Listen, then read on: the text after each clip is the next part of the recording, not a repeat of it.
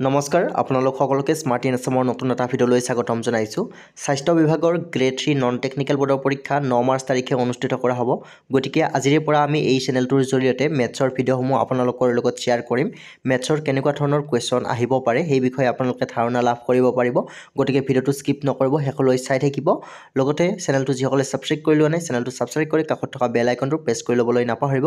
চ' বেছি পলম নকৰি ভিডিঅ'টো আৰম্ভ কৰিছোঁ আৰু প্ৰতিদিনে ভিডিঅ'সমূহ আপোনালোকে এই চেনেলটোৰ জৰিয়তে লাভ কৰিব। প্ৰথম কুৱেশ্যনটো আমাৰ দিয়া আছে 10 সেণ্টিমিটাৰ ব্যাসাৰ্ধৰ বৃত্ত এটাৰ পৰিধি আৰু কালিৰ অনুপাত কিমান হ'ব সুধিছে। চ' এতিয়া আমি এই ক্ষেত্ৰত বৃত্তটোৰ পৰিধি উলিয়াব লাগিব আৰু কালি উলিয়াব লাগিব। তাৰপিছত আমি বৃত্তটোৰ পৰিধি আৰু কালিৰ অনুপাতটো পাই যাম। চ' এতিয়া আমি প্ৰথম বৃত্তৰ কালি আৰু পৰিধি উলিওৱা ফৰ্মুলা দুটা জানিব লাগিব। চ' বৃত্তৰ পৰিধি উলিওৱা ফৰ্মুলাটো হ'ব আপোনালোকে লিখি ৰাখিব 2πr, ঠিক আছে।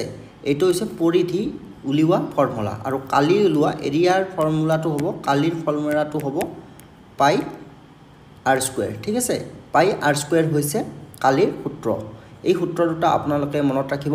বৃত্তৰ ৰিলেটেড যিকোনো কুৱেশ্যন সলিউশ্যন কৰোঁতে আপোনালোকৰ এই কুৱেশ্যন দুটা ইম্পৰ্টেণ্ট হ'ব। আৰু আপোনালোকৰ যদি কুৱেশ্যনটোত স্পেচিয়েলকৈ পাইৰ মানটো দিয়া নাথাকে তেতিয়াহ'লে আপোনালোকে পাইৰ মান 7/22 সদায় ল'ব, ঠিক আছে। পাইৰ মানটো যদি আপোনালোকে কুৱেশ্যনটোত উল্লেখ কৰা নাথাকে তেতিয়াহ'লে আপোনালোকে পাইৰ ভেলুটো 7/22 ল'ব। এই কথাটো আপোনালোকে মন কৰিব, ঠিক আছে। চ' এতিয়া আমি প্ৰথম বৃত্তটোৰ পৰিধি উলিয়াম। চ' বৃত্তৰ পৰিধি উলিওৱা সূত্ৰটো আমি পাইছোঁ 2πr। গতিকে 2πr এই সূত্ৰটো অনুসৰি আপোনালোকে পৰিধিটো উলিয়াব। চ' 2πৰ ভেলু কিমান হ'ব? 7/22 হ'ব পাইৰ ভেলু। আৰু আৰৰ ভেলু দিয়া আছে ব্যাসাৰ্ধ, ঠিক আছে। ব্যাসাৰ্ধ মিনছ আৰ। আপোনালোকে বুজি ল'ব, আৰ দিয়া আছে 10 সেণ্টিমিটাৰ, গতিকে আৰ হ'ব 10। গতিকে আপোনালোকে এইখিনি সলিউশ্যন কৰিব জানিব লাগিব। এইখিনি কেনেদৰে সলিউশ্যন কৰিব আপোনালোকে 2 আৰু 22 পূৰণ কৰিলে কিমান হ'ব? 44 হ'ব। তলত 7 আহি যাব আৰু কিমান আছে আমাৰ? পূৰণ 10 আছে। গতিকে এইখিনি আপোনালোকে কেনেদৰে সলিউশ্যন কৰিব? 46 আৰু 10 পূৰণ কৰিলে কিমান পাম আমি? 440 পাম আৰু তলত 7 আহি যাব, ঠিক আছে। এইখিনি এনেদৰে বৰ্তমান ৰাখক। নেক্সট আপোনালোকে কালি উলিয়াব। কালি হৈছে πr²। পাইৰ ভেলু কিমান আহিব? পাইৰ ভেলু 7/22 আহিব আৰু r² হৈছে আৰ কিমান দিয়া আছে? 10। গতিকে 10টো আমি স্কুৱেৰ কৰিলে কিমান পাম? 10²। 10টো আমি যদি স্কুৱেৰ কৰোঁ আমি পাম 100, ঠিক আছে। অৰ্থাৎ 10 দুটা পূৰণ কৰিব লাগিব 10² মানে। গতিকে আমি এইটো কিমান পাম? 22 আৰু 100 পূৰণ কৰিলে কিমান পাম? 22ৰ পিঠিত আপোনালোকে দুটা শূন্য দিব, ঠিক আছে। গতিকে আমি 2200 পাই যাম। আৰু আপোনালোকে কেনেদৰে ফটাফট কেলকুলেশ্যনটো কৰিব সেইটো আপোনালোকৰ ওপৰত ডিপেণ্ড কৰিব। আপোনালোকে যিমানে প্ৰেক্টিছ কৰিব সিমানে আপোনালোকে জল্দি কেলকুলেশ্যনসমূহ কৰিব পাৰিব। গতিকে 22 আৰু 100 আমি পূৰণ কৰোঁতে কিমান পালোঁ? 2200 পালোঁ। আৰু তলত কিমান আছে? তলত আছে 7 আছে, ঠিক আছে। তলত 7 আছে। গতিকে আমাক অনুপাত লাগে। অনুপাত যদি আমি উলিয়াব লগা হয় পৰিধি আৰু কালিৰ অনুপাতটো আমি কেনেদৰে উলিয়াম? তো এতিয়া আমি পৰিধি আৰু কালিৰ অনুপাত, পৰিধি আৰু কালি, ঠিক আছে। চ' অনুপাতটো উলিয়াবলৈ হ'লে আপোনালোকে এটা কথা মন কৰিব, অনুপাত মিনছ হৈছে হৰণ। গতিকে আমি পৰিধিটো যিটো কৈছোঁ পৰিধি হৰণ তলত থাকিব কালি। পৰিধি অনুপাতটো আপোনালোকে মন কৰিব, অনুপাত মানে হৈছে হৰণ। গতিকে অনুপাত আমি কিমান পাইছিলোঁ? অনুপাত পাইছিলোঁ আমি 440/7। 440/7 পাইছোঁ আমি অনুপাত। আৰু কালি পাইছোঁ আমি 2200/7। এই দুটা আমি এনেদৰে লিখি ল'লোঁ। চ' এতিয়া আপোনালোকে যদি এইখিনি কেলকুলেশ্যন কৰে, মানে আপোনালোকে যদি কাটাকাটি কৰে, কাটাকাটিখিনি আমি আপোনালোকক ছাইডত দেখুৱাই দি আছোঁ। তো এতিয়া আপোনালোকে এইখিনি কেলকুলেশ্যন কৰিব লগা হ'লে আপোনালোকে চাওক, আমি ইয়াত ছাইডত আৰু পাতি লৈছোঁ এইখিনি 440/7 হৰণ কিমান আছিল? 2200/7। গতিকে এইখিনি কেলকুলেশ্যন কৰিব লগা হ'লে আপোনালোকে 7 কাটি ল'ব পাৰিব। আৰু 440 আৰু 22ক আপোনালোকৰ 440 22ক এবাৰ যাব আৰু 22 440ক 5 বাৰ যাব। গতিকে আমি কিমান পালোঁ?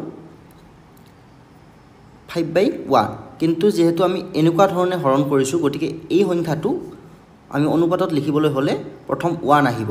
1:5 5 ঠিক আছে 1:5 গতিকে পৰিধি আৰু কালিৰ অনুপাতটো হ'ব 1:5 ইয়াৰ এনসাৰ কোনটো হ'ব এনসাৰ হ'ব অপচন এ 1:5 হৈছে কাৰেক্ট এনসাৰ আপোনালোকে মন কৰিব অপচন এ হৈছে শুদ্ধ এনসাৰ আপোনালোকে স্ক্ৰিনশ্বট মাৰি লওক আৰু বহিত ভালদৰে পাতি লওক আপোনালোকে খুব ভালদৰে বুজি পাব প্ৰথম আপোনালোকে বৃত্তটোৰ পৰিধি উলিয়াব পৰিধিৰ আপোনালোকৰ সূত্ৰটো হৈছে 2πr এই সূত্ৰ অনুসৰি আপোনালোকে ক্যালকুলেশনটো কৰিব তাৰ পিছত কালি উলিয়াব কালিৰ সূত্ৰটো হৈছে πr² এই সূত্ৰ অনুসৰি আপোনালোকে ক্যালকুলেশনটো কৰিব তাৰ পিছত আপোনালোকে অনুপাত মানে আপোনালোকে বুজি লব হৰণ গতিকে আপোনালোকে হৰণৰ নিচিনা পাতি লৈ এইখিনি ক্যালকুলেশন কৰিব এইখিনি ক্যালকুলেশন কৰিলে আপোনালোকে কাটাকাটিখিনি কৰি ক্যালকুলেশন কৰিব তাৰ পিছত আপোনালোকে এনসাৰ পাব 1/5 1/5 মানে আপোনালোকে 1:5 ঠিক আছে অপচন এ হৈছে শুদ্ধ এনসাৰ সো আপোনালোকে এইখিনিত কনফিউজ নহব যে আমি ওপৰত 5 পালো তলত 1 পালো গতিকে 5:1 হ'ব লাগিছিল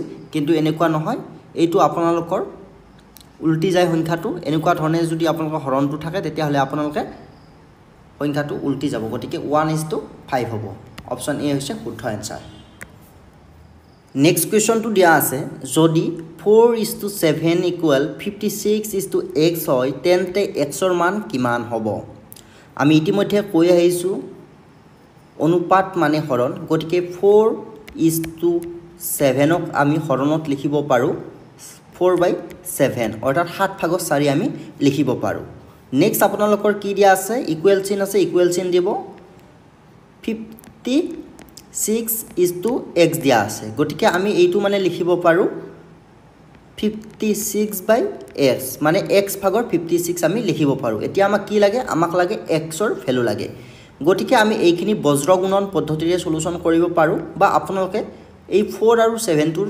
ভ্যালুটো একে কৰিও আপোনালোকে x ৰ ভ্যালু উলিয়াব পাৰে কিন্তু বজ্ৰ গুণন কৰিলে সহজ হ'ব বজ্ৰ গুণন মানে আপোনালোকে ক্ৰছ পূৰণ কৰিব এনেদৰে পূৰণ কৰিব গতিকে 4 আৰু x পূৰণ কৰিলে আমি কিমান পাম 4x পাম আৰু 56 আৰু 7 পূৰণ কৰিলে আমি কিমান পাম আপোনালোকে সাইডত কৰি চাব পাৰে 56 আৰু 7 পূৰণ কৰিলে আমি পাম 7 6 42 2 হাতে গেল 4 7 5 35 4 39 গতিকে আমি 392 পাম ঠিক আছে 392 পালো আমি 7 আৰু 56 পূৰণ কৰি গতিকে এতিয়া x ৰ ভ্যালু কিমান হ'ব x ৰ মান উলিয়াবলৈ হলে আমি 392 হৰণ 4 গতিকে এইখিনি আমি কাটাকাটি কৰি উলিয়াব পাৰো 4 দি 39 কিমান বাজ যাব 4 দি 39 9 বাজ যাব 4 9 গুণ 34 3 বাকি ৰল 3 টো বাকি ৰলে 32 হল 32 4 দি 8 ভাজ যাব গতিকে আমি এনসাৰ পাম 98 ঠিক আছে 98 কোড আছে option C is the correct answer ঠিক আছে অপচন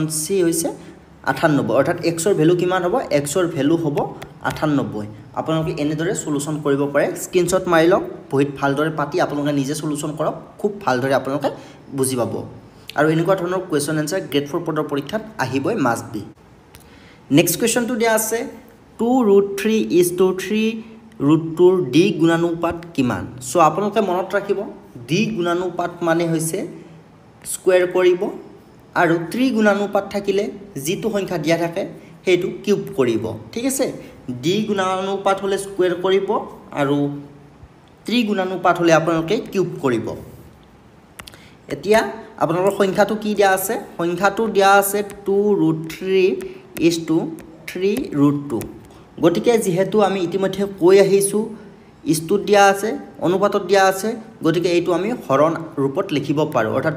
2√3/3√2 এনেদৰে লিখিব পাৰো যেহেতু d গুণানুপাত কৰিব দিছে d গুণানুপাত কৰিব দিয়াৰ কাৰণে আমি এই দুটা স্কয়াৰ কৰিম ঠিক আছে আমি এটা স্কয়াৰ কৰিম স্কয়াৰ কৰিলে আমি কি পাম তো স্কয়াৰটো আপোনালোকে এনেদৰে লিখি লব পাৰে 2/3 বেলেগকে আৰু 3/2 বেলেগকে আমি এই দুটা স্কয়াৰ কৰিম এতিয়া আমি 2/√3 স্কয়াৰ কৰিলে কি পাম 2/√3 আমি স্কয়াৰ কৰিলে পাম 2 যদি আমি স্কয়াৰ কৰো 4 পাম আৰু √3 স্কয়াৰ কৰিলে আমি 3 পাম গতিকে আপোনালোকৰ আমি এটো পালো কিমান 12 পালো নেক্সট আমি যদি 3/√2 এটুক আমি স্কয়াৰ কৰো তেতিয়া আমি পাম 3 স্কয়াৰ কৰিলে 9 পাম আৰু √2 স্কয়াৰ কৰিলে আমি 2 পাম গতিকে আমি কিমান পালো 18 পালো গতিকে আমি পালো d গুণানুপাতটো পালো 12/18 গতিকে এইটোক যদি আমি 6 দি 12ক দুবাৰ যাব আৰু 18ক তিনিবাৰ যাব গতিকে এইটোৰ ডি গুণানুপাতটো হ'ব 2:3 ইয়াৰ অপচনত আছে অপচন বি টো হৈছে শুদ্ধ এনসাৰ 2:3 নিশ্চয় আপোনালোকে গুণানুপাত কেনেদৰে উলিয়াই ভালদৰে ধৰিব পাৰিছে গুণানুপাত মানে যি দুটা সংখ্যা দিয়া থাকে সেই সংখ্যা দুটাৰ আপোনালোকে স্কয়াৰ কৰিব আৰু ত্ৰিগুণানুপাত হলে আপোনালোকে কিউব কৰিব অৰ্থাৎ ডি গুণানুপাত হলে দুবাৰ পূৰণ কৰিব সংখ্যা দুটা আৰু ত্ৰিগুণানুপাত হলে তিনিবাৰ পূৰণ কৰিব এনেদৰে ডি গুণানুপাত আৰু ত্ৰিগুণানুপাত উলিওৱা হয় নেক্সট কোৱেশ্চনটো দিয়া আছে 15 বছৰ পাছত ৰবিৰ বয়স বৰ্তমানৰ বয়সৰ 4 গুণ হ'ব ৰবিৰ বৰ্তমানৰ বয়স কিমান হ'ব সো আপোনালোকৰ এজ ৰিলেটেড গণিতৰ যি গণিতৰে যেনেকুৱাই নহওক কিয় আপোনালোকৰ যি গৰাকী ব্যক্তিৰ বয়স উলিয়াব দিয়ে সেই গৰাকী ব্যক্তিৰ বয়সটো আপোনালোকে প্ৰথমতে ধৰি ল'ব গতিকে এই কোৱেশ্চনটোত আমাক ৰবিৰ বৰ্তমান বয়স উলিয়াব দিছে গতিকে আমি ৰবিৰ বৰ্তমান বয়সটো ধৰি লম ঠিক আছে ৰবিৰ বৰ্তমান বয়সটো আমি ধৰি লম x বছৰ বুলি ঠিক আছে ৰবিৰ বৰ্তমান বয়স হৈছে x বছৰ তাৰ পিছত কোৱেশ্চনটোত কি কৈছে যে 15 বছৰ পাছত গতিকে 15 বছৰ পাছত ৰবিৰ বয়স কিমান হ'ব 15 বছৰ পিছত ঠিক আছে 15 বছৰ পিছত ৰবিৰ বয়সটো কিমান হ'ব x + 15 হ'ব 15 বছৰ পাছত কৈছে গতিকে প্লাস হ'ব যদি আগত ক'লে হয় তেতিয়া হলে মাইনাস হ'ল হয় এইখিনি কথা আপোনালোকে বয়স ৰিলেটেড কোৱেশ্চন সলুশন কৰতে মনত ৰাখিব আগত হলে মাইনাস হ'ব আৰু পিছত হলে প্লাস হ'ব গতিকে 15 বছৰ পিছত ৰবিৰ বয়স হ'ব x + 15 গতিকে কোৱেশ্চনটো কি কৈছে যে 15 বছৰ পাছত ৰবিৰ বয়স বৰ্তমান বয়সৰ 4 গুণ হ'ব গতিকে 15 বছৰ পিছত ৰবিৰ বয়স যিমান হ'ব বৰ্তমান বয়সৰ 4 গুণ হ'ব গতিকে আমি দুটা সমান বুলি ধৰি ল'ব লাগিব বৰ্তমান বয়সৰ 4 গুণ গতিকে বৰ্তমান বয়স আছিল x আছিল গতিকে এই বয়সটোৰ 4 গুণ হ'ব কিমান 4x হ'ব কেতিয়া হ'ব 15 বছৰ পিছত হ'ব গতিকে 4x = x + 15 নিশ্চয় আপোনালোকে ভালদৰে বুজি পাইছে আৰু আপোনালোকে যদি বয়স ৰিলেটেড গণিতৰ এজ ৰিলেটেড গণিতৰ আপোনালোকে যদি এই ইকুৱেশ্যনটো কৰি ল'ব পাৰিলে তেতিয়া হলে আপোনালোকৰ কোৱেশ্চনটো শুদ্ধ হ'ব বুলি আপোনালোকে ধৰি ল'ব পাৰে এই ইকুৱেশ্যনটো যদি শুদ্ধ হয় আপোনালোকে উলিয়াব পাৰে আপোনালোকৰ কোৱেশ্চনটো শুদ্ধ হ'ব গতিকে এই ইকুৱেশ্যনটো এতিয়া আপোনালোকে সলুশন কৰিব লাগিব ঠিক আছে গতিকে আপোনালোকৰ x কেইটা এটা সাইডত আনক গতিকে 4x এই x টো ইফালে আহিলে আপোনালোকৰ মাইনাস হৈ যাব আৰু ইপিনে থাকিব 15 গতিকে 4x ৰ পৰা এটা x গলে আপোনালোকৰ কিমানটা থাকিব 3টা x থাকিব আৰু ইপিনে আছে 15 গতিকে x ৰ ভ্যালু কিমান হ'ব x ৰ ভ্যালু হ'ব 15/3 = 5 গতিকে আমাৰ x = আমি কিমান পাই গেলো x = আমি পাই গেলো 5 গতিকে x আমি কি ধৰি লৈছিলো x ধৰি লৈছিলো আমি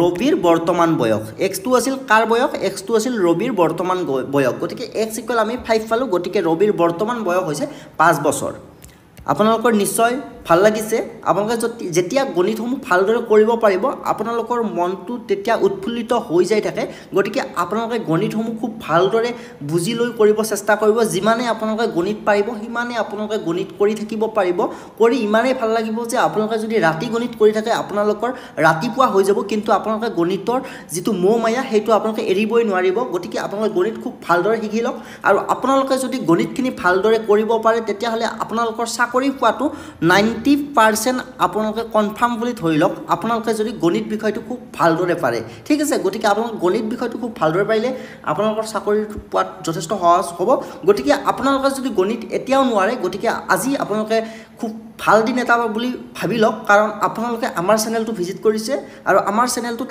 আজিৰে পৰা আমি গণিতৰ বেসিক টু এডভান্স ক্লাস কৰিম আৰু সম্পূৰ্ণ গণিতৰ সিলেবাস অনুসৰি ক্লাস কৰিম নেক্সট কোৱেশ্চনটো দিয়া আছে তলৰ কোনটো অপৰিমেয় সংখ্যা সো এতিয়া আমি পৰিমেয় আৰু অপৰিমেয় সংখ্যাটো জানিব লাগিল সো জীৱৰ সংখ্যা p/q আকৃতিত প্ৰকাশ কৰিব পাৰি আৰু q does not equal 0 ঠিক আছে জীৱৰ সংখ্যা p/q q does not equal 0 আকৃতিত প্ৰকাশ কৰিব পাৰি সেইটো হৈছে পৰিমেয় আৰু জীৱৰ নোৱাৰি সেইটো হৈছে অপৰিমেয় সংখ্যা গতিকে ইয়াৰ পৰা কোনটো অপৰিমেয় সংখ্যা হ'ব